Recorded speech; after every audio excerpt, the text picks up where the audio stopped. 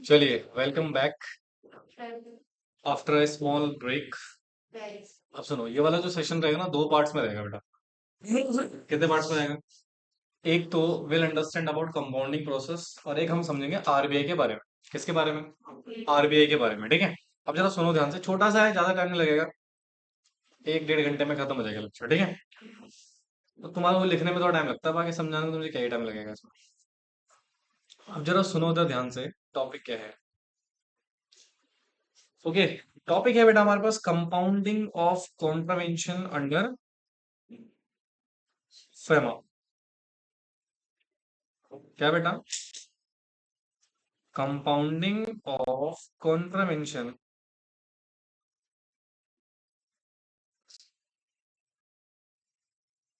Under FEMA. भाई most of situations तो आप पढ़ चुके हो ऑलरेडी। हालांकि हमने सारे प्रोविजंस तो कवर नहीं करे हैं, क्योंकि ऑब्वियस सी बात है, जो हमारे सिलेबस में रहेगा वही हम कवर करेंगे, है ना। तो मैंने आपको जो मेन मेन सेक्शंस थे हमने सारे पढ़ लिए हैं, है ना। बोलो बच्चों। हाँ जी। सर मान लो कोई भी व्यक्ति अगर इन सेक्शंस का कॉन्ट्रावेंशन करता है, क्या करता है बेटा? कॉन्ट्रावेंशन करता है, तो सबसे पहले ना हमें ना कौन सा समझते हैं, फिर मैं आपको उसकी थ्योरी समझाऊंगा। ध्यान से देखो जरा। देखो, मान लो एक पर्सन है, लिखना नहीं भाई किसी ने, या फिर ऑफ कोर्स कोई कंपनी है ना। हो सकती है कि नहीं हो सकती? बिल्कुल हो सकती है सर, एंटिटीज ऑल्सो। अब हुआ क्या, इन्होंने कॉन्ट्रावेंशन कर दिया। क्या कर दिया जी? Contravention of provision of FEMA. आपने फेमा के जो प्रोविजंस थे उसका क्या कर दिया बेटा? कॉन्ट्रावेंशन कर दिया। कॉन्ट्रावेंशन मतलब मतलब लॉ फॉलो नहीं किया, या किया तो गलत किया। यही तो होगा ना, या तो आपने लॉ फॉलो नहीं किया, not follow the law rules, या बेटर बीइंग इसको ना एक्ट लिख देते हैं। क्या लिख देते हैं? Not follow the act rules and regulation जो यहाँ बनी हुई है ना। या फिर आपने फॉलो तो किया बट प्रॉपर फॉलो नहीं किया, नॉट प्रॉपरली फॉलोड। ठीक है। हेलो। ओके। तो सर दिस इज बेसिकली, इसको हम क्या बोलेंगे बेटा? कॉन्ट्रावेंशन। क्या बोलेंगे? और जब कॉन्ट्रावेंशन होगा तो ऑफ कोर्स इसके रिगार्डिंग में सेक्शन 16 भी आएगा। सेक्शन 16 में क्या होता था बेटा? एजुडिकेटिंग प्रोसेस होता था ना। हाँ। और जब आपने कॉन्ट्रावेंशन किया और आपका एजुडिकेशन प्रोसेस हुआ, तो फिर एक सेक्शन आएगा, सेक्शन 13 पिक्चर में। सेक्शन 13 आएगा ना। सेक्शन 13 बेसिकली अभी आपने पढ़ा था session before the break, right. तो सेक्शन 13 बेसिकली इम्पोज करता है क्या? पेनल्टी। क्या इम्पोज करता है? पेनल्टी। बोलो बच्चों। अच्छा, मोस्टली केसेस में तो फाइन लगेगा खाली, fine in terms of monetary penalties, right. But in there are some situation जहां पे अगर आपने पेनल्टी वगैरह पे नहीं करी विद इन 90 डेज के फ्रेमवर्क में, तो वहां पर आपको जेल भी हो सकती है 5 साल तक की, ठीक है ना। बोलो बच्चों। अब भैया सुनो, मैंने कहा ना, इंसान जो है वो गलतियों का क्या है? बहुत गलती करता है। क्यों प्राची? सही बात है कि नहीं? बोलो। ओके। सिंगल, ठीक है। तो इस व्यक्ति ने, इस पर्सन ने गलती कर ली, हो गई गलती। अब तो फांसी पे थोड़ी चढ़ा दोगे यार, माफी मांग रहे हैं हम। क्या मांग रहे हैं? मान लो ये अपने आप को एडमिट करता है कि हाँ हमसे गलती, एडमिट द कॉन्ट्रवेंशन। ये क्या करते हैं बेटा? अपनी गलती को मान लेते हैं। अपनी गलती को क्या करते हैं बेटा? प्लीड गिल्टी है। क्या हो गए? प्लीड गिल्टी, यही बोलते हैं ना लॉ में। हाँ जी। आपने मान लिया। आपने क्या मान लिया? कि हाँ सर, गलती हुई है। बट क्या करें? अब एक काम करो, अब अप्लाई करो सेक्शन 15 में। किसमें? और सेक्शन 15 में जब अप्लाई करोगे और अपने आप को एडमिट कर दोगे क्या कि आपने गलती करी है, तो सेक्शन 15 में आप क्या कर सकते हैं बेटा? कंपाउंडिंग करा सकते हैं। क्या करा सकते हैं? कंपाउंडिंग का मतलब होता है रिड्यूस करना पेनल्टी। किसको बेटा? यानी कि जो आपके ऊपर पेनल्टी लगी है बेटा, उसको आप क्या करवा सकते हैं? कम करा सकते हैं। कि सर इसको कम कर दीजिए, बहुत ज्यादा है, हमसे गलती हो गई थी, हमें पता नहीं था, whatever the reason over दिया। तो भाई लॉजिकल बात है ना यार। होता है, गलती हो जाती है।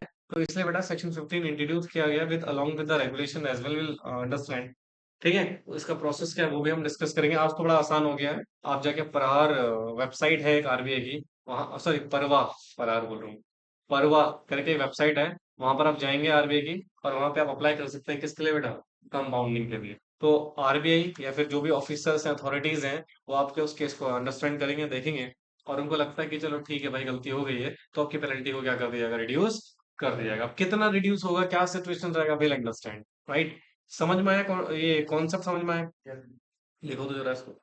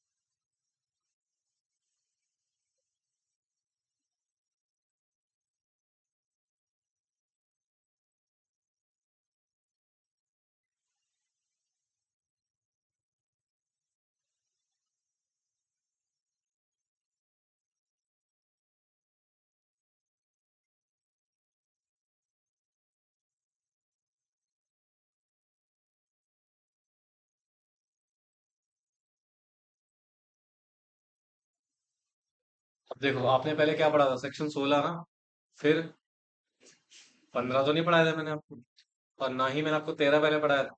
तो इसको बोलते हैं सीक्वेंस ऑफ टीचिंग प्रोसेस, ठीक है ना। तो जैसे मान लो मैं कंपाउंडिंग आपको अगर पहले ही कराया था, सिक्वेंसली अगर मैं कराता आपको, है ना, तो आपको समझ में नहीं आता कुछ। तो इसलिए पहले हम उन सेक्शंस को पढ़ते हैं जो इंटरकनेक्टिविटी में आती है, और ये लास्ट में इसलिए पढ़ रहे हैं क्योंकि आप सब कुछ पढ़ चुके हैं, we know about the concepts. That's why बेटा हमें आराम से कंपाउंडिंग का प्रोसेस समझ में आ जाएगा, ठीक है ना। लिख लिए, डन। हाँ जी, चलो इसका डेफिनेशन लिख लो सेक्शन 15 की।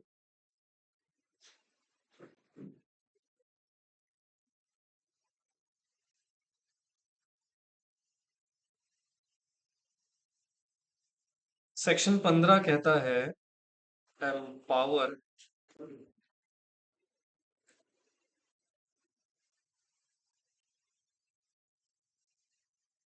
Compounding authority to compound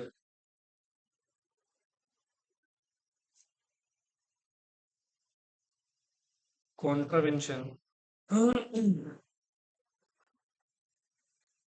under फैमा,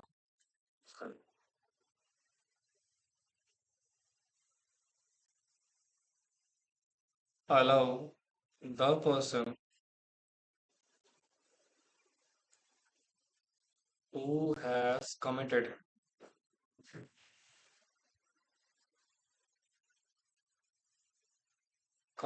a contravention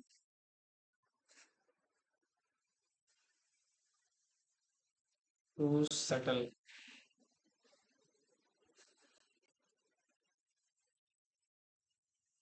the matter by paying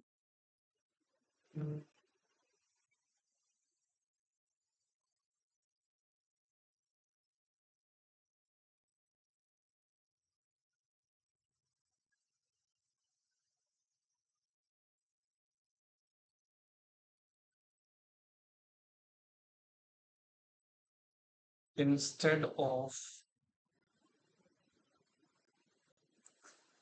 facing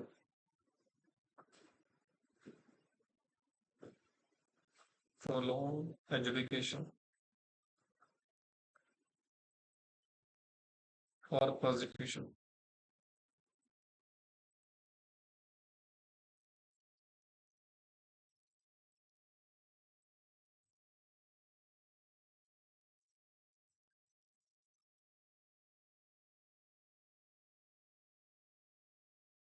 Who can compound? कौन कर सकता है कंपाउंड? तो कहते हैं आरबीआई।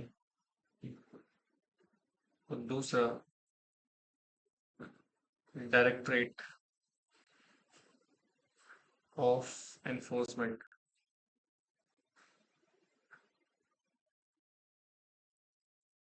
ईडी, या officers authorised by CG.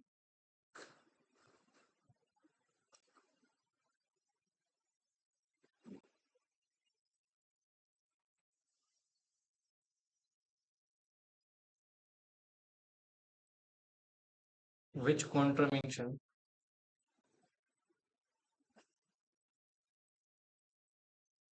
can be compounded?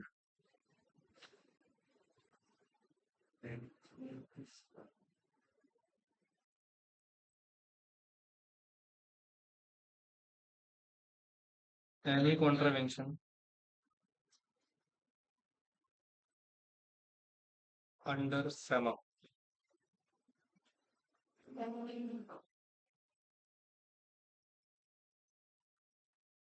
except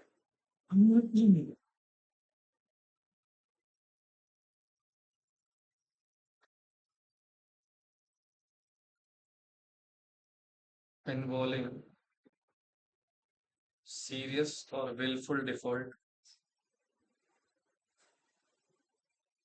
violation,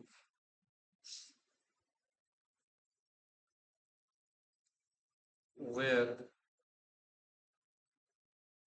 the amount is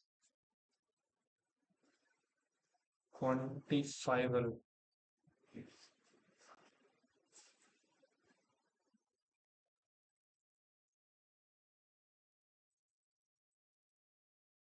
specific exclusion.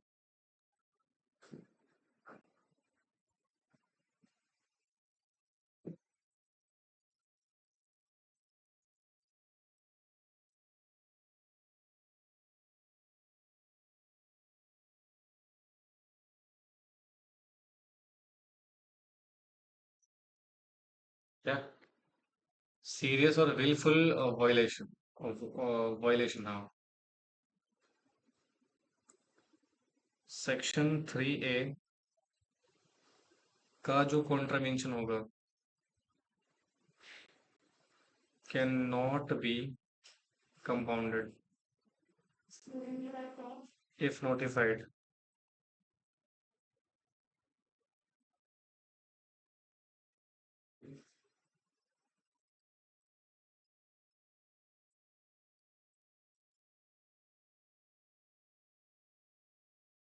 Dealing in foreign exchange,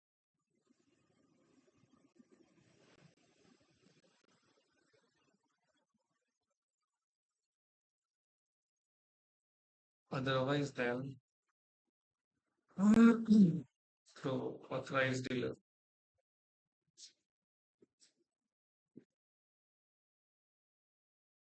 Authorized dealer या person.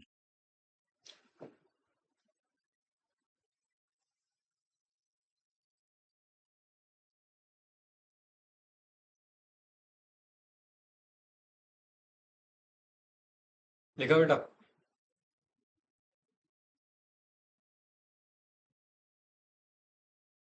हाँ जी, done. Okay, now listen please. अब यहाँ पे बात कर रहा है जी कॉन्ट्रावेंशन क्या है। सेक्शन 15 बेसिकली, अब वैसे तो समझ में आ गया होगा, बट एक बात इसकी थ्योरी देख लेते हैं। सेक्शन 15 बेटा एम्पावर करता है किसको? Compounding authority. बेसिकली दो हैं कंपाउंडिंग अथॉरिटी, एक कौन है? आरबीआई, और एक कौन है? ईडी। ठीक है, या फिर वो ऑफिसर जो सीजी ने ऑथराइज कर रखे हैं, ये कंपाउंड कर सकते हैं कॉन्ट्रावेंशन जो भी आपने फेमा में किया हुआ है, ठीक है। कहते हैं अलाउ कर रहे हैं पर्सन को हु हैज कमिटेड, जो कमिट कर चुका है, एडमिट कर चुका है अपना कॉन्ट्रावेंशन और चाहता है क्या बेटा, सेटल करना matter bye paying the compounding amount, ठीक है। बोलो बच्चों। हाँ जी। इंस्टेड ऑफ फेसिंग क्या बेटा, prolongs adjudication and prosecution, obvious सी बात है ना, कोर्ट कचहरी चक्कर में तो पैसा वैसे ही बर्बाद होना है, तो इससे बेटर है कि छोटा सा अमाउंट पे करके अपने आप को फ्री कर लिया जाए, ठीक है। तो दिस इज द सेक्शन 15 जो आपको कंपाउंडिंग का ऑप्शन देता है। अब कहते हैं हु कैन कंपाउंड, कौन कंपाउंड कर सकता है बेटा, reserve bank of India, and दूसरा कौन है, directorate of enforcement that is ED, या वो ऑफिसर जो किसने ऑथराइज करे हैं, सेंट्रल गवर्नमेंट। तो इनके पास अथॉरिटी है बेटा कंपाउंड करने के, कैसे विल अंडरस्टैंड फर्दर, ठीक है। अच्छा कौन कौन से कॉन्ट्रावेंशन को कंपाउंड किया जा सकता है, कोई से भी है नहीं contravention under FEMA, except some situation, जैसे इन्वॉल्विंग सीरियस है बिल्कुल वायलेशन अगर कहीं पे करा है, या जहां पे क्वांटिफाइबल अमाउंट जो है क्या बेटा, क्वांटिफाइबल एंड फॉल हो रही है किसमें बेटा, स्पेशल स्पेसिफिक एक्सक्लूजन में। अब इसका एक्सक्लूजन, हाँ मतलब जिसको स्पेसिफिकली कॉन्ट्रावेंशन से क्या कर रखा है, ये इसका बेस्ट एग्जांपल है ये वाला, सेक्शन 3A। कौन सा बेटा, सेक्शन 3 है। कॉन्ट्रावेंशन जो सेक्शन 3A का कॉन्ट्रावेंशन होगा ना उसको कंपाउंड नहीं किया जा सकता, मतलब आपने फॉरेन एक्सचेंज में डीलिंग करी है बिना किसके, ऑथराइज डीलर के, मतलब डायरेक्ट डील कर रहे हो, ठीक है, उसमें ऑथराइज डीलर की ऑथराइज पर्सन की इन्वॉल्वमेंट नहीं है भाई। सेक्शन बेसिकली हमसे क्या बोलता है फैमा, कि आप अगर फॉरेन एक्सचेंज में डील कर रहे हैं तो किसके थ्रू करेंगे, ऑथराइज डीलर के थ्रू या ऑथराइज पर्सन के थ्रू, है ना। अगर आप डायरेक्टली कर रहे हैं उसमें ऑथराइज डीलर की इन्वॉल्वमेंट नहीं है, तो भैया वहां पे फिर आप कंपाउंडिंग की उम्मीद मत रखना हमसे, समझ में आए। बोलो। नहीं है, सच्ची, आ गया। अच्छा, लिखो फिर।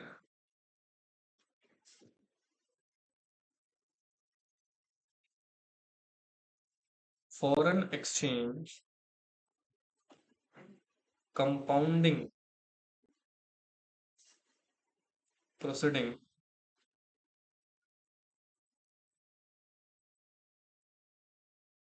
रूल्स 2024।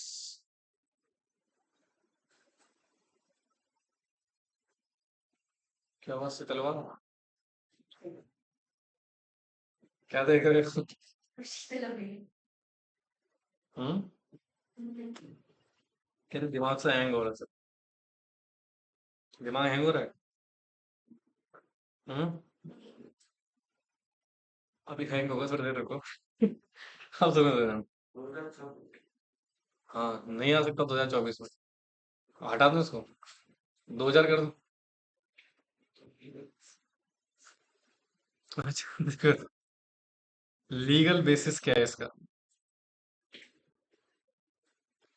एक बच्चा मेरे लेफ्ट साइड में बैठा हुआ है, ऐसे उसको इतने दौरे पड़ रहे हैं, मैं क्या बताऊं, क्या हो गया इस बच्चे को, भूख लगी है? इसको कहते हैं अपने आप को खुश रखना। तुम भी प्रेमानंद जी महाराज जी को सुनते हो क्या, असर तो होएगा ही।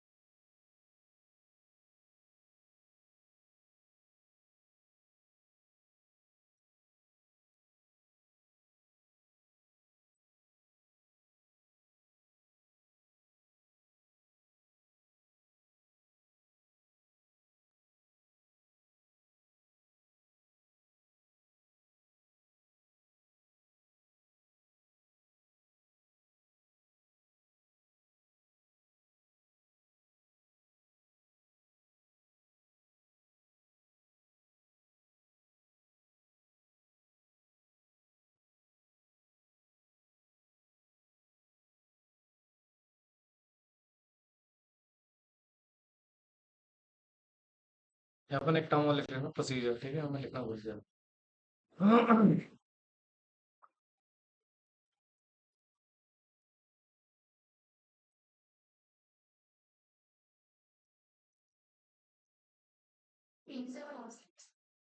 फीस। देखो भाई,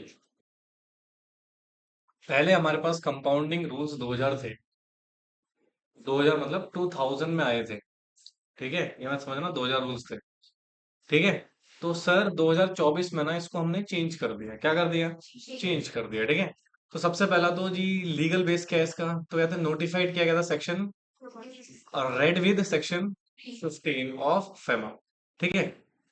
फिर कहते हैं सर सुपरसीड करते हैं ये रेगुलेशन किसको? कंपाउंडिंग रूल्स 2000, मतलब जो दो इससे पहले से ज्यादा जो पुराने वाले रेगुलेशन थे उसको कंपाउंडिंग ऑफेंसेस के रिगार्डिंग उसको इसने क्या कर दिया बेटा? सुपरसीड कर दिया। क्या कर दिया? यानी कि आज के डेट में हमें किसको फॉलो करने की जरूरत है? 24 वाले को, ऑब्वियस सी बात है। और एक नाम क्या है इसका? Foreign exchange compounding proceeding rules 2000। बोलो यार, नहीं बोलोगे? ओके। ओके। अब कहते हैं सर ऑब्जेक्टिव क्या था? सबसे पहले तो स्ट्रीमलाइन करना। क्या करना? एक ही जगह सारी चीजें लेके आना। बिखरी हुई चीजें पसंद नहीं है सर हमें। दूसरा चीजों को क्या करना? इसको लेके इन्होंने एक वेबसाइट भी लॉन्च करी। क्या बेटा? परवाह.com। ठीक है, आरबीआई की वेबसाइट है परवाह। अगर आपको कंपाउंडिंग करनी है, देखो बोलो ना, हम आपकी परवाह कर रहे हैं। या फिर कहता है इस रेगुलेशन ने प्रोवाइड किया है क्लैरिटी रिगार्डिंग अथॉरिटी। कौन अथॉरिटी होगी, प्रोसीजर क्या होगा, टाइमलाइन क्या होगा। 180 दिन के अंदर कंपाउंड हो जाना चाहिए। अथॉरिटी के ऊपर भी तो कोई रिस्पॉन्सिबिलिटी हो। जैसे इंडियन जुडिशरी में क्या है बेटा, केस डिसाइड ही नहीं होता है, चले जा रहा है चले जा रहा है। भाई ये तो खत्म करो। कंपाउंडिंग तो कम से कम एक टाइम फ्रेम में लेके आओ यार। तो इसलिए एक टाइमलाइन दे दी, 180 दिन के अंदर आपको क्या करना है बेटा? कंपाउंडिंग फिनिश कर लेनी है। नहीं कि बेटा सालों साल उसको लटकाए रखो। ठीक है। और फीस वगैरह क्या रहेगा वो भी आपको यहाँ पे क्लैरिटी के साथ बताया गया है। ठीक है, ये एक बेसिक सिचुएशन है foreign exchange compounding proceeding rules 2024। समझे? अब लिखो heading the most important, compounding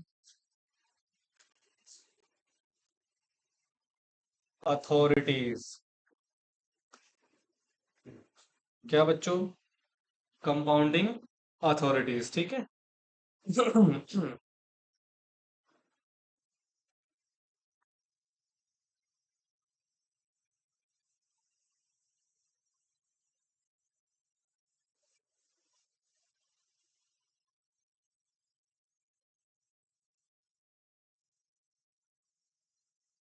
eligible officer.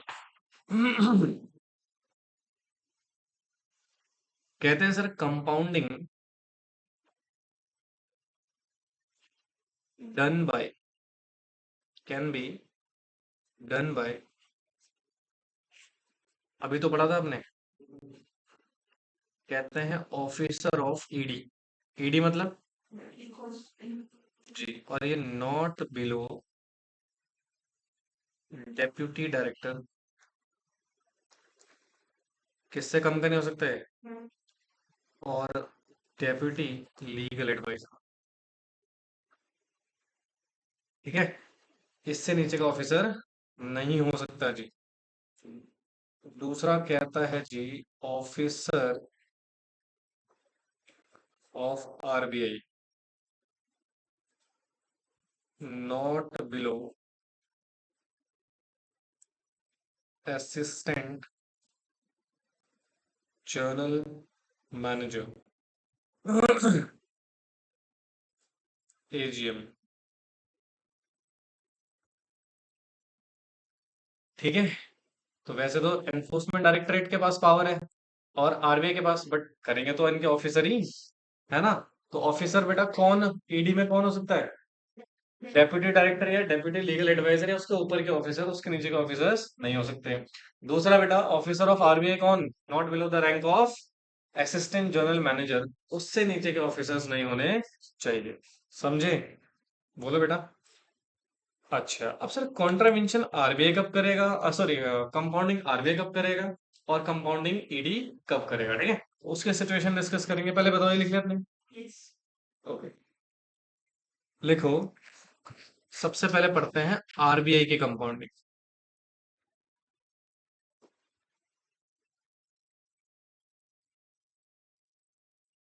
Compounding authorities और मॉनेटरी लिमिट।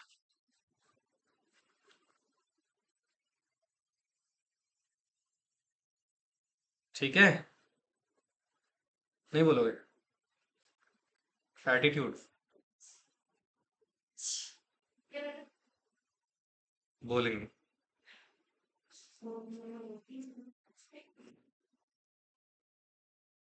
इन्वॉल्व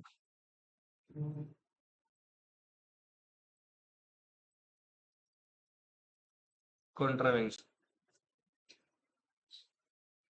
सबसे पहला एजीएम। एजीएम मतलब एनुअल जनरल मीटिंग। फिर assistant general, oh my God. तो इसके पास पावर है 60 लाख तक के कॉन्ट्रावेंशन को ये कंपाउंड कर सकता है। ठीक है, फिर आता है डी, शॉर्ट में नहीं लिखूंगा यार, डिप्टी जनरल मैनेजर। मैनेजर मैंने शॉर्ट में लिखा, आप लोग पूरा लिखेगा प्लीज, ठीक है। Up to 2.5 crore. कितना बेटा? 2.5 करोड़। फिर आता है जनरल मैनेजर। कौन आता है बेटा? तो ये कर सकता है अप टू 5 करोड़। कितने करोड़? फिर आता है चीफ जनरल मैनेजर, और ये है अब 5 करोड़ के जितने भी सिचुएशंस होंगे वो सारे इसके पास है।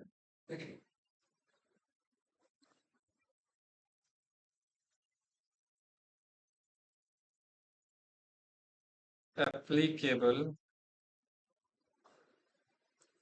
For all contravention other than section 3A।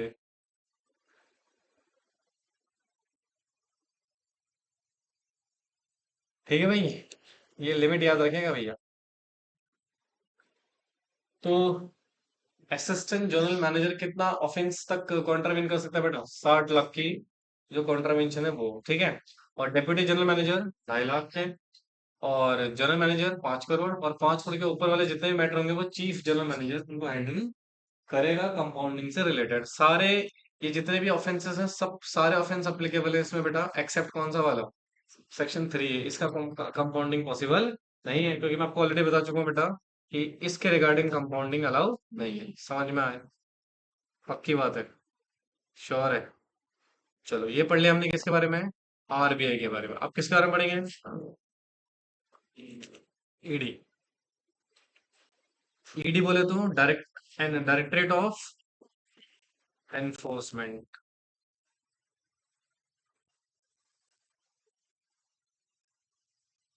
देखो, पहले डायरेक्टरेट एनफोर्समेंट जेल भेजता था, आज क्या कर रहा है? हाँ, तो देखो फिर कौन सी कंपाउंडिंग कर रहा है?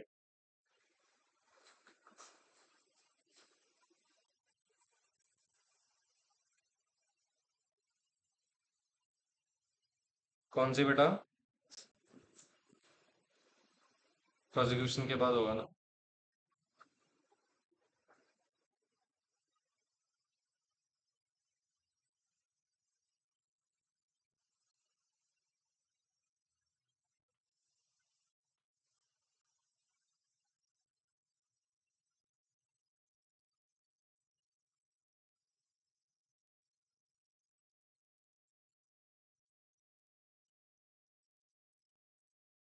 यहाँ पर नॉट बिलो द ऑफिसर कौन सा था बेटा?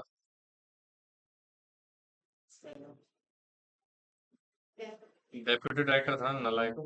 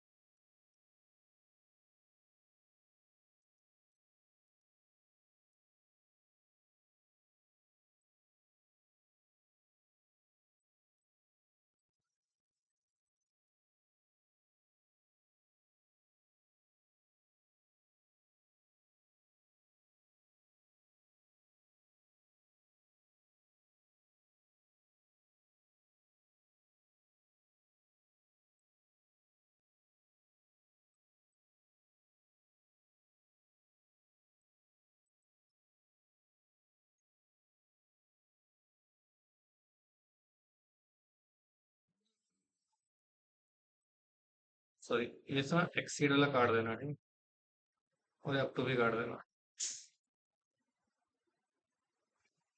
यहाँ पे है exceed 5 lakh and below 10 lakh. ये है 10 लाख और बिलो 50 लाख। समझ रहे हो? लिख लिया था क्या? ओहो, कोई बात नहीं, दोबारा लिखो। स्पेशल डायरेक्टर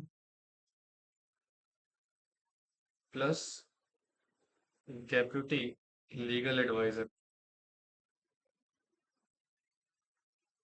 ये कर सकते हैं 5 lakh, sorry 50 lakh and below 1 crore. और ED plus special director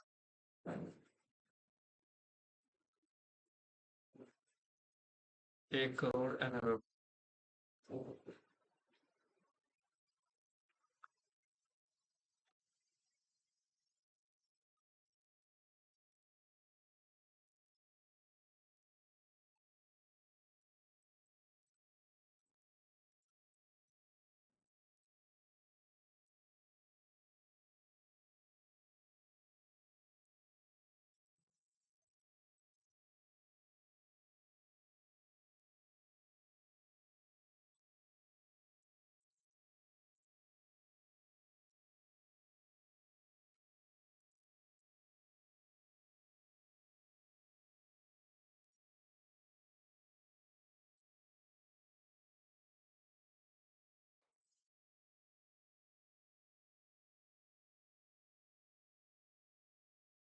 done. देखो भाई, अब आरबीआई को जो काम दिया गया है ना, वो दिया गया है अदर कॉन्ट्रावेंशन के रिगार्डिंग, जो नॉन सीरियस है या फिर नॉर्मल वाले। ठीक है, अब जो सेक्शन 3A है ना, यहाँ पे अभी आपने पढ़ा था सर, आपने तो बोला था सेक्शन 3A का कंपाउंडिंग पॉसिबल नहीं है। हाँ, तो वो पॉसिबल नहीं था, बट सिर्फ किस केस में बेटा, कि उसको आरबीआई नहीं कर सकता। क्या नहीं कर सकता? अब सेक्शन 3A का जो कंपाउंडिंग का बेसिक सिचुएशन है, वो किसको दिया गया है? ईडी को। क्यों दिया गया, मैं बताता हूँ, सुनो। देखो, ईडी ना एक बेसिक प्रोसेस से कंपाउंड नहीं करेगा। ये प्रॉपर क्या चलाएगा? प्रोसेस चलाएगा। क्या चलाएगा बेटा? प्रोसेस। अब इसमें क्या है, जैसे मान लो तुमने ना बिना ऑथराइज पर्सन को बताया फॉरेन करेंसी में डील करा, मतलब हवाला ट्रेडिंग कर, हवाला कर रहे हो। क्या कर रहे हो?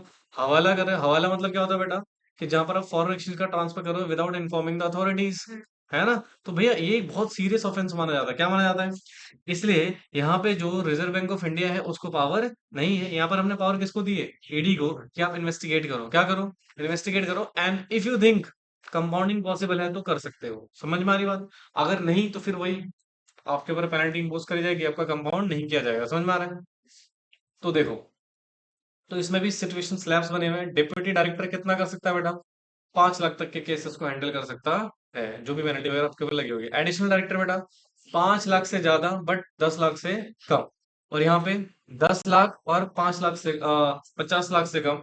और ये दोनों मिलकर बेटा कितना? 50 लाख और 1 करोड़ से कम।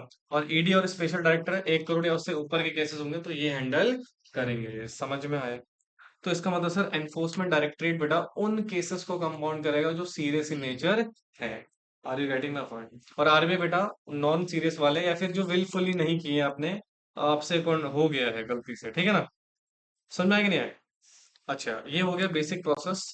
अब आता है सर, अगर मुझे अप्लाई करना है तो मैं अप्लाई कैसे कर सकता हूँ? लिखो।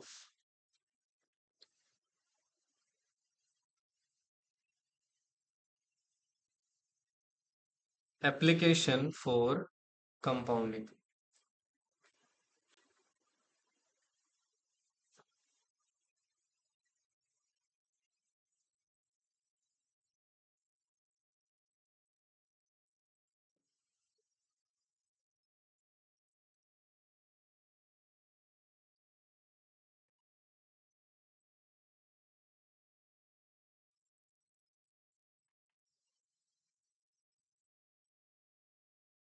देखो भाई, कैसे करें, कैसे करें?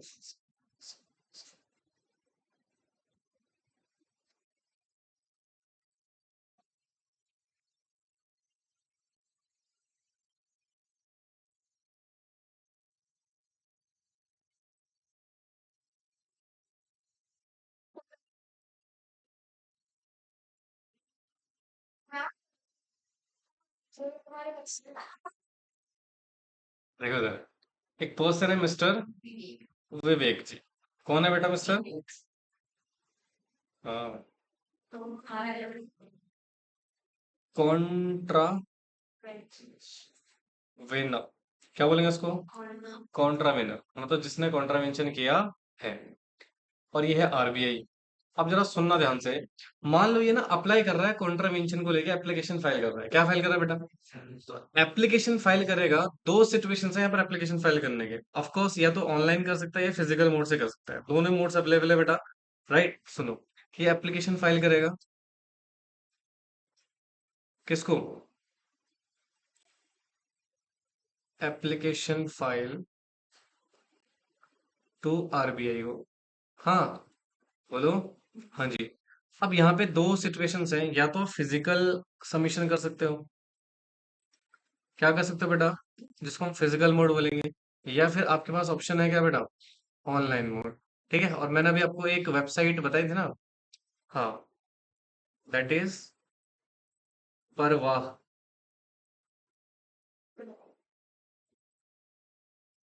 परवाह पोर्टल में जाके आप ऑनलाइन क्या कर सकते हैं बेटा? एप्लीकेशन दे सकते हो जी। अच्छा सर सुनो, ये जो व्यक्ति है ना, कॉन्ट्रावीन जिसने किया है, ये एप्लीकेशन फाइल करेगा दो तरीके से। ये देखो, फर्स्ट पॉइंट में एप्लीकेशन फाइल कर रहा है। अब मैं आपको बता रहा हूँ कि एप्लीकेशन फाइल क्यों कर रहा है जी। या तो ये सुओ मोटो करेगा। सुओ मोटो मतलब खुद ही। हाँ। या फिर समटाइम क्या होता है ना, इसको नोटिस मिला है, रिसिप्ट्स ऑफ मेमोरेंडम। क्या मिला है बेटा? Memorandum of contravention. और ये मेमोरेंडम किसने दिया है इसको? भाई देखो ना, आरबीआई खुद चाहता है यार चीजें फालतू में ना उलझें। बेटर है चीजों को सुलझा लिया जाए, क्योंकि ऑफेंसेस में तो नुकसान तो गवर्नमेंट का भी है। वो है कि नहीं? ऑफ कोर्स है। तो इसलिए सरकार भी चाहती है कि चीजों को ना शॉर्टेड कर देगा, वो बेसिक कॉन्ट्रवेंशन है तो। बोलो बच्चों। अच्छा, और जब आप एप्लीकेशन फाइल करोगे तो ऑफ कोर्स आपको फीस भी देनी पड़ेगी। तो इसकी जो फी है बेटा वो है 10,000 रुपए। कितनी है? 10,000 रुपए प्लस सरकार बोलेगी आपसे, आपको और क्या देना है इसमें? जीएसटी भी देना है। क्या देना है बेटा? जीएसटी भी देना है, ठीक है। अच्छा, इस चालान को, यानी कि जो फीस है, आप तीन तरीके से पे कर सकते हो। या तो आप डिमांड ड्राफ्ट दे दो। क्या दे दो? डिमांड ड्राफ्ट से पेमेंट कर दो। ठीक है। या आप बेटा एनईएफटी कर दो। या फिर आप ऑनलाइन कोई भी मोड से पेमेंट कर सकते हो। किस मोड से बेटा? अच्छा, पहले बताओ ये समझ में आया। आपने एप्लीकेशन किसको फाइल करी है? आरबीआई को, ठीक है। बोलो बच्चों। हाँ, और आपने जो पेमेंट करा है ना, इस पेमेंट की इंटीमेशन आपको मिल जाएगी। इंटीमेशन, एक सेकंड। मतलब इस पेमेंट की आपको इंटीमेशन भी देनी है। क्या देनी है? Intimation to office of ROC. कहाँ पे बेटा? Office of, oh sorry, ROC बोल रहा हूँ, आरबीआई। काम प्रोजेक्ट की याद आ गई तुमको। ठीक है। और ये 2 घंटे के अंदर आपको इंटीमेशन देना पड़ेगा। कितने घंटे के अंदर? मतलब जब आपने पेमेंट करा उसके 2 आवर्स के अंदर अंदर आप क्या करोगे बेटा? इंटीमेशन दोगे किसको? आरबीआई के ऑफिसर्स को या ऑफिस को, वट, ठीक है ना। पहले मुझे तो यहाँ तक कोई दिक्कत। अच्छा, जब आप एप्लीकेशन फाइल, या एक काम करो, हौच पौच सा हो जाएगा, पहले इतना लिख लो।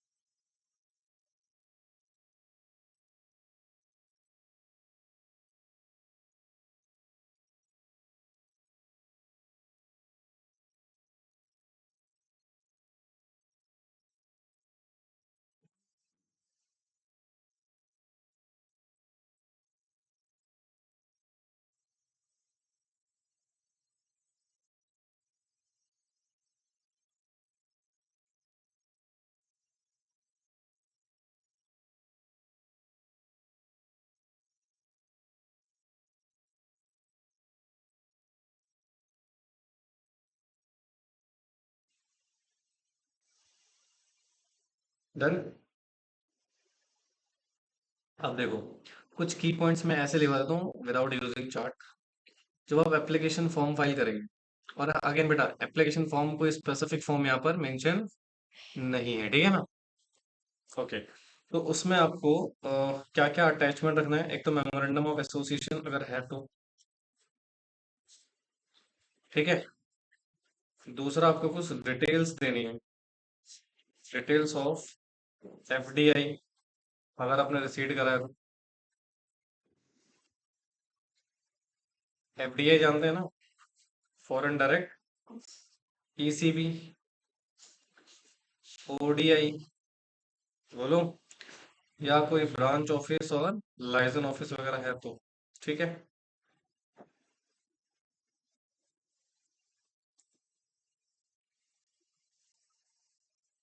या अगर कोई कॉन्ट्रैक्ट एंटर कर रखा है तो उसकी डिटेल्स,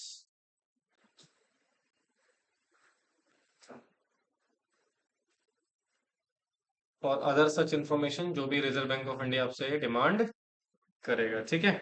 मान लो आपने जो एप्लीकेशन फाइल कर दी है उसको हम डिफेक्टिव मान लेंगे कुछ सिचुएशंस में।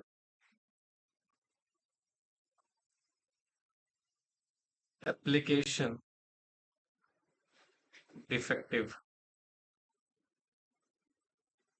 आपकी एप्लीकेशन डिफेक्टिव हो गया, रिटर्न कर दिया जाएगा आपको, ठीक है। कहते हैं एप्लीकेशन रिटर्न इफ इनकम्प्लीट है।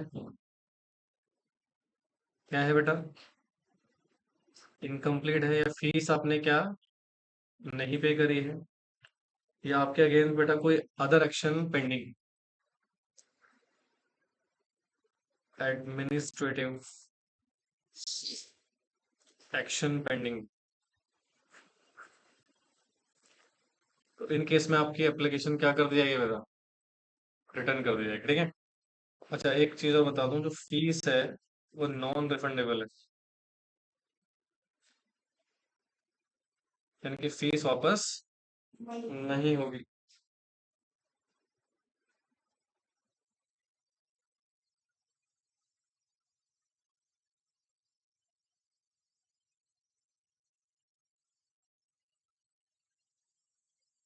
समझे। तो ये कुछ बेसिक इन्फॉर्मेशन है बेटा एप्लीकेशन के रिगार्डिंग। आप एप्लीकेशन पहुंच गए तो बस प्रोसीजर भी स्टार्ट होगा। ये लिख लिया आप लोगों ने।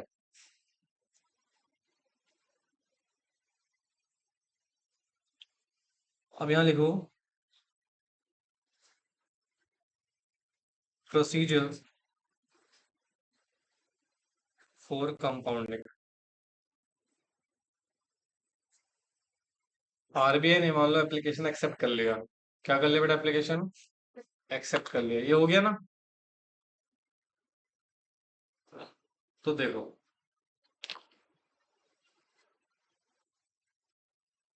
Are B I, step number one, examine करेगा,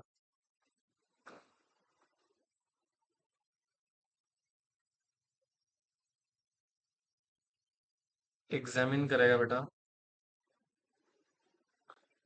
जो आपने एडमिट किया है application, admissibility. Step number two, determine करेगा sum involve. Step number three, call for additional document if required.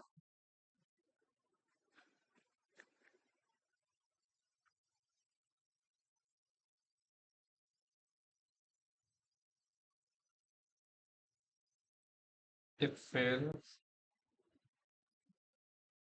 Return कर देगा application.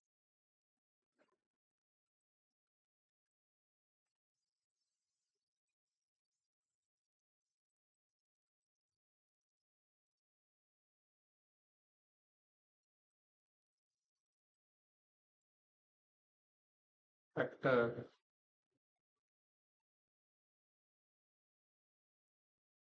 Determining compounding amount.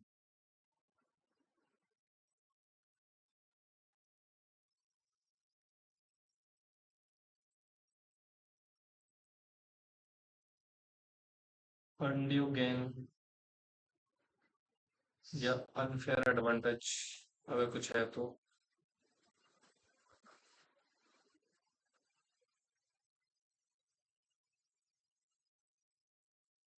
Loss to exchequer, repetitive तो नहीं है।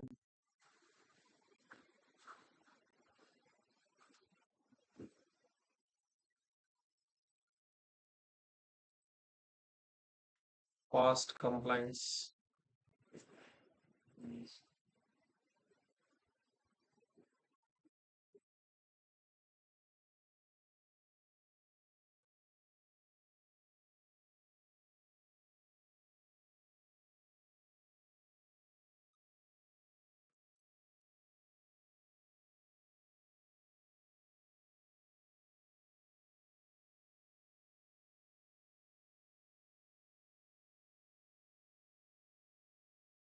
मैक्सिमम कंपाउंडिंग अमाउंट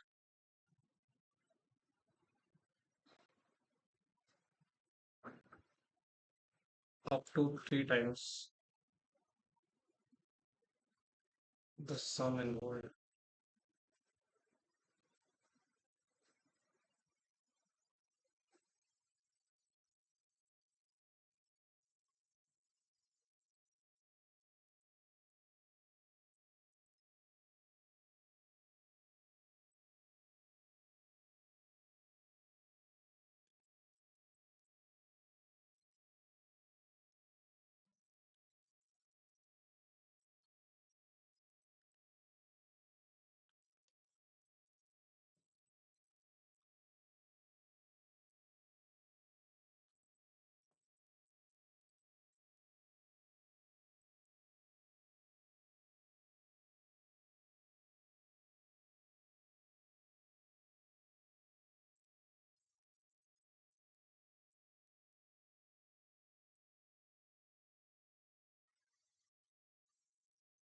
पे गया।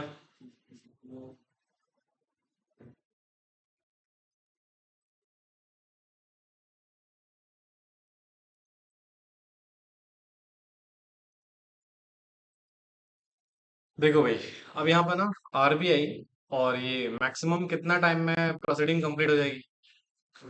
180 डेज में प्रोसीडिंग मस्ट कंप्लीट। 180 दिन से ज्यादा नहीं लगने चाहिए। ठीक है। 182 day, sorry, 180 days is sufficient for this process. ये लिखा आप लोगों ने? अब देखो जरा, कहते हैं प्रोसेस क्या है अब। तो प्रोसेस देखो, कहते हैं आरबीआई सबसे पहले एग्जामिन करेगा एडमिसिबिलिटी को, मतलब जो आप एडमिट कर रहे हो अपना ऑफेंस। दूसरा, सम डिटरमाइन करेगा। और फिर अगर उसको कोई जरूरत है एडिशनल डॉक्यूमेंट की, वो भी आपसे मांगेगा। अगर आप फेल हो जाते हो तो आपकी एप्लीकेशन क्या हो जाएगी? रिटर्न हो जाएगी। अच्छा, कुछ ऐसे फैक्टर्स बेटा हम कंपाउंडिंग अमाउंट निकालते हुए कंसिडर करने वाले हैं। पहला, अनड्यू गेन या अनफेयर एडवांटेज आपने लिया हो जो, या फिर कोई लॉस हुआ एक्सचेकर को। ठीक है। या आप रिपीटेड तो नेचर ऑफेंस नहीं कर रहे हो। पास कंप्लायंस रिकॉर्ड कैसा है आपका? इन सारी बातों को हम क्या करेंगे बेटा? कंसिडर करेंगे व्हाइल कैलकुलेटिंग कंपाउंडिंग अमाउंट। और मैक्सिमम कंपाउंडिंग अमाउंट कितना हो सकता है बेटा? 3 times ऑफ सम इन्वॉल्व। ठीक है ना? उससे ज्यादा नहीं। क्या कम हो सकता है? हाँ, अभी कम के लिए तो आए आपके पास। ठीक है ना? ये खत्म हो गया बेटा हमारे पास क्या? कंपाउंडिंग। समझे? पक्का? हाँ, कंपाउंडिंग खत्म हुई। अभी तो है टॉपिक। यहाँ तो कोई दिक्कत, कोई परेशानी? श्योर है? नींद आ रही है? भूख लग रही है? सॉरी, डायरेक्शन चेंज हो गई। चलो यार, अब एक और पढ़ लेते हैं सेक्शन।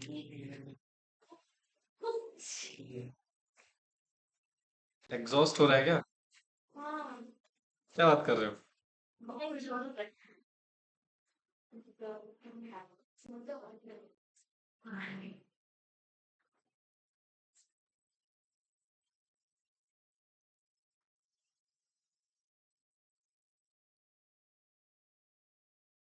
आरबीआई सुना है आपने आरबीआई के बारे में? कौन होता है जी आरबीआई?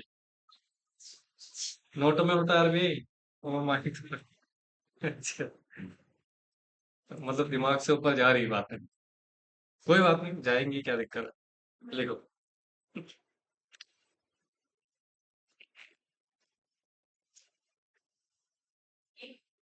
RBI under FEMA. देखो, आज हमारा पहली बार लक्ष्य पूरा होने जा रहा है। समझ रहे हो ना? इससे पहले हमारे लक्ष्य कभी पूरे हुए? नहीं सर। तो कृपया मुझे करने दें लक्ष्य पूरा। मनोबल डाउन ना करें मेरा। और ब्रेक तो बोले ना बिल्कुल।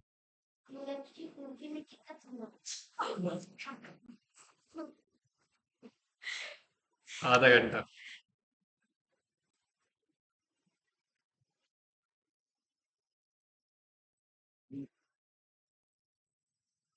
Do you have any problem?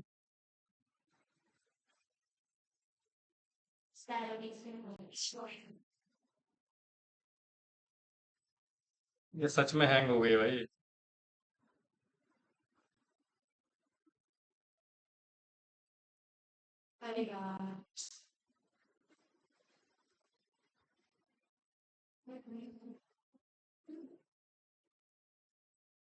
मेरा लैपटॉप भी क्या था भाई? क्या करके मानेगा उनका ये? देखो दोस्तों, आरबीआई फेमा में बेसिकली क्या सिचुएशन है, ये वैसे सेक्शन 11 पढ़ा चुका हूं आपको पहले मैं। ठीक है। देखो, आरबीआई एम्पावर करता है इशू डायरेक्शन किसको बेटा? ऑथराइज पर्सन को, रिगार्डिंग क्या? Payment in foreign currency, foreign exchange transaction को लेके, और फॉरेन सिक्योरिटीज को लेके। मतलब सिंपल सी बात है, आप ऑथराइज पर्सन को यहाँ पर डायरेक्शन देने की पावर आपके पास है। समझे ना? ये बेसिक, इसमें ना ज्यादा कॉन्सेप्चुअल नहीं है, बेसिक्स है बस, ये लिखवा के ये चीजें खत्म हो जाएंगी हमारी।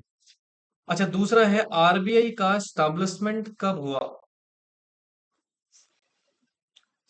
Establishment of RBI. ठीक है। देखो, ये अंग्रेजों को जमाने का बैंक। किसके जमाने का बैंक है? तो कहते हैं सर, एस्टैब्लिश्ड ऑन 1 अप्रैल 1935। 1935। कब बेटा? अच्छा, तो सर इसको स्टैब्लिश किया गया था कौन से एक्ट में बेटा? एक्ट कौन सा था? कैराबियर एक्ट। पकड़ा ही गए हो बिल्कुल। अरे यार, क्या हो रहा है इसको? अंडर द आरबीआई एक्ट 1934 में। किसमें बेटा? 1934 में। राइट। बोलो। हाँ जी सर। तो सर, आरबीआई का प्रियम्बल क्या है इस एक्ट का? Preamble of RBI act. हालांकि ये जो प्रियम्बल है, इसको अमेंड किया गया है 2016 में। कब बेटा? अमेंडेड इन 2016 में। ठीक है। बोलो। हाँ। तो सर, इसका है ऑब्जेक्टिव क्या है सबसे पहला? ये पढ़ चुके हो तुम यार ऑलरेडी पहले भी। Issue of bank note. क्या 1 रुपए का नोट छोड़ के सारे नोट्स इशू करता है आरबीआई? हाँ जी, बचपन याद आ रहा है कुछ? Maintenance of reserve. कौन सा रिजर्व आता है इसके पास? सीआरआर। भाई, कमर्शियल बैंक सीआरआर क्या करते हैं? मॉनेटरी स्टेबिलिटी रखता है। मॉनेटरी स्टेबिलिटी याद है आपको? मॉनेटरी पॉलिसी के जरिए इन्फ्लेशन डिफ्लेशन को क्या करता है जी? कंट्रोल करता है। ठीक है। Modern monetary policy framework. तो मॉनेटरी पॉलिसी भी कौन लेके आता है बेटा? ये इसके कुछ प्रियम्बल्स हैं। और एक और है। Price stability with growth. Price को स्टेबल करता है किसके साथ बेटा? ग्रोथ के साथ। समझे? लिखो।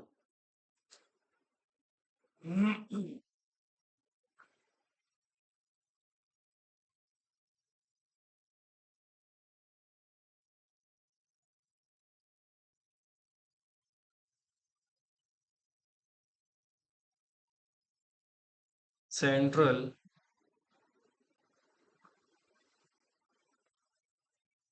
Board of director.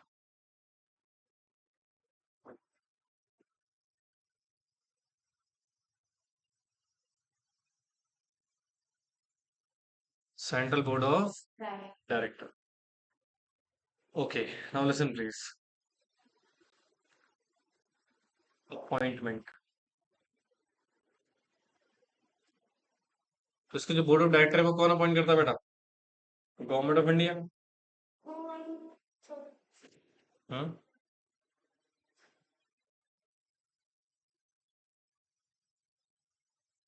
Appointed by government of India, that is central government basically.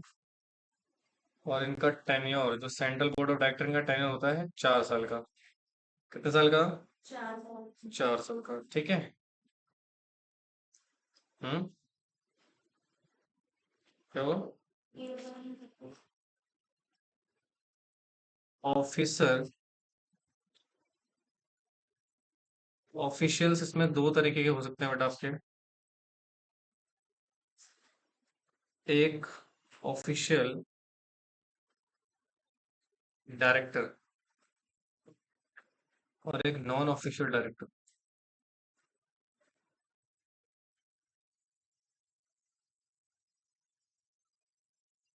एक ऑफिशियल डायरेक्टर और एक क्या?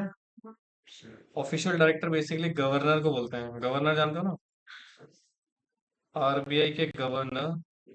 और इनका टेन्योर होता है अप टू,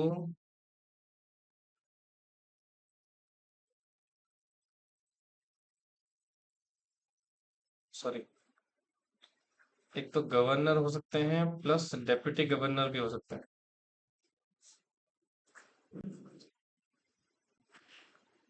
और कितने डेप्यूटी गवर्नर हो सकते हैं बेटा? 4। अप टू 4, ठीक है। कितने? Up to 4। और इसमें आएंगे आपके 10 director from various field. 10 director होंगे बेटा अलग अलग फील्ड से। हाँ जी। ये मैं एक तरह से कंपोजिशन लिखवा रहा हूँ आपको। क्या लिखवा रहा हूँ? कंपोजिशन, ठीक है। दो गवर्नमेंट ऑफिशियल्स होंगे, मतलब सरकारी ऑफिसर्स। और 4 डायरेक्टर होंगे लोकल बोर्ड्स के। किसके जी? लोकल बोर्ड्स के। तो ये पूरा कंपोजिशन होता है किसका?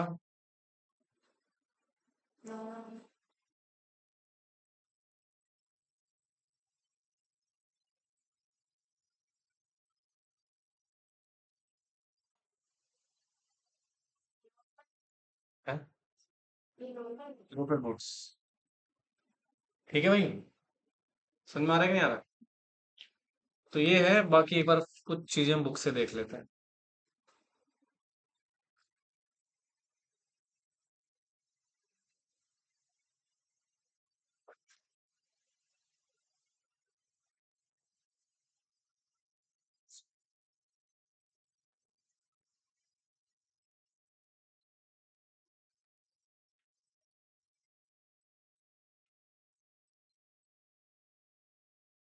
देखिए जी, ये तो सब कुछ पढ़ चुके हो। Done done done. ये आज करा हमने कॉन्ट्रावेंशन, सेक्शन 13 डन। बोलो। ये कुछ केस लॉस पढ़े थे बेटा? ये हो गया पूरा। सेक्शन 42 वाला पढ़ लिया था। कंपाउंडिंग हो गया है। हाँ जी। All done.